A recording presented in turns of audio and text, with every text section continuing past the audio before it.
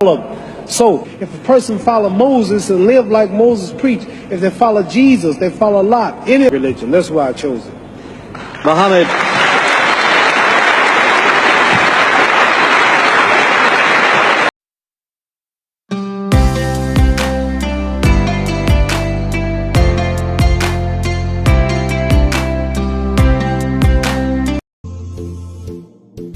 Islam fixes a lot of the problems that men are currently facing. Islam fixes all of them.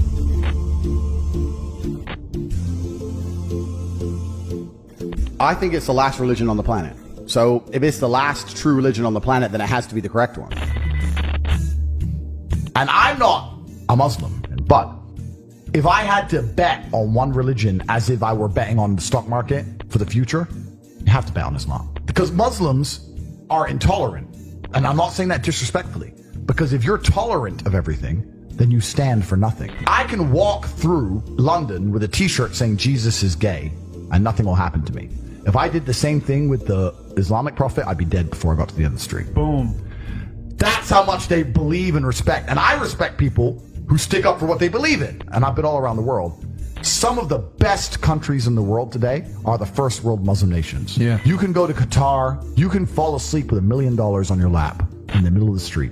Nothing's going to happen. Saudi Arabia as well. You can go to Saudi, nothing will happen to you. You can go to Dubai, UAE, nothing's They going to happen leave their to you. cars parked with the keys inside. It's so safe.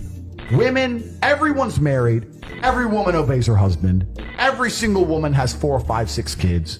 Big families. All the things we're talking about, all the problems we have here, right? They've got none of that. None of it. Because of Islam. Women have big families. Women are exceptionally happy to do so. Society is functioning. Their population is growing, because in most Western countries, the population is declining. So we have population problems in the West. They have none of the population problems. Society starts at the smallest possible group. You have families, and families make a street, and that street makes a village, and that village makes a town, that town makes a city, and that city makes a country. So if it's broken at the very fundamental level, if its family level's broken, then it's broken the whole way up. Yep. And that's what's happened in the West. And the first world Islamic countries have none of those problems. So if you're going to talk about a belief system that fixes issues, you need to go to Islam. Even though I wouldn't identify as a Muslim, I have absolute respect for the ideology, respect for the mentality, respect for the warrior aspect of it.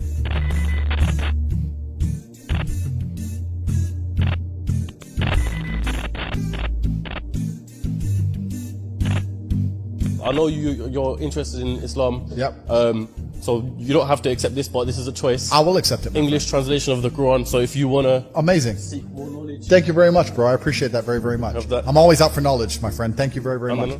My invitation to anybody is put your preconceived notions aside. Take what you may have heard about Islam, what you may have thought about it from your own faith tradition's point of view. Put all of that aside. Read the Quran neutrally and get an unbiased impression. So I'm just going to read this for myself with no other influences as much as possible. At the end of the day, human beings are going to have some bias or the other, but as much as I can consciously be disconnected from bias and give it a shot and read it, I think that would be my invitation to anybody.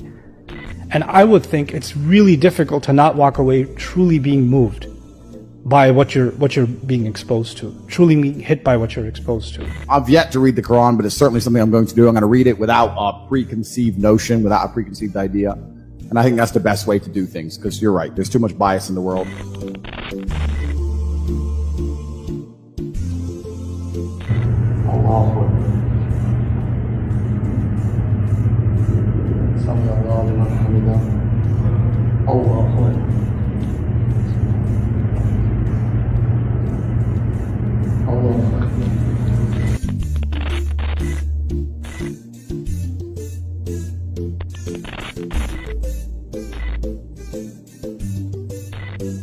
This is all haram. No, this is haram, bro. This is haram. Wait, are you Muslim? I'm Muslim, yeah. Welcome to the new Muslim tape.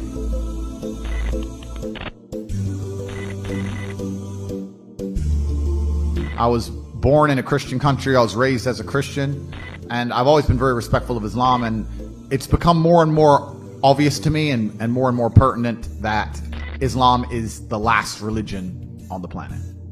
I feel like there's no other religion. People say to me, why did you convert? And I said, I don't really feel it as a conversion. It's almost like I knew God was real and now I've become religious.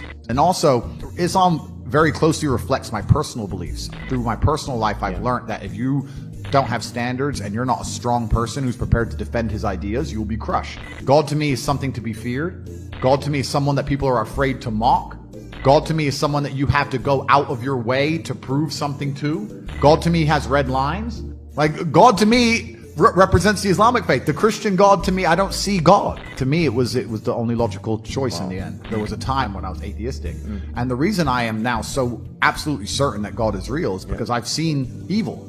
I've seen shaitan. I've seen it. When you see enough evil, you realize that there must be an equal and opposite force. And there are people out there in the world today doing the work of the devil, genuine demons, who are trying to destroy the baseline morality that's inside of all of us. We're all born with some kind of morality, and they're trying to destroy it. And this is why perhaps I found God the way I did, because I understood all these things first, and then I saw the Quran, and it confirmed so many things for me, you know? Like, even the conversations I've been having so far, so many things have been confirmed, and it's amazing the knowledge that's inside of it, which is so applicable today.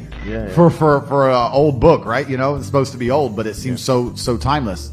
But it's truly amazing. I think when you have negative experiences, and I'm talking about truly negative experiences, I've had a few where you come close to losing your life, or you meet other people who come close to losing their lives. Nobody's an atheist at the end, my friend. Atheists stop being atheists quickly when the game gets real. So all of us innately understand in God. The most atheist man alive will pray if he really needs help. And also, if we're going to talk about happiness, we're here to be happy and we're here to enjoy ourselves. It's through God that you're happy and enjoy yourself. It's not through that black hole of hedonism. It's not through endless and supercars and booze. And it's not those things. You can find any man who goes down that hole and tell me, are they happy? The answer is no. Who's the man who's happiest? The man who's praying. If you remove God from society completely, if you click your fingers and he's gone, if you completely remove religion from earth, you'll see the devil appear pretty quickly. You'll see mass breakdown of society. You'll see crime. You'll see rape. You'll see murder. You'll see theft. And then you'll understand that God is a real force. I just truly respect and understand that God is real. And I truly respect and understand that with my own eyes, what I've observed, the truest way to show respect to God is through Islam.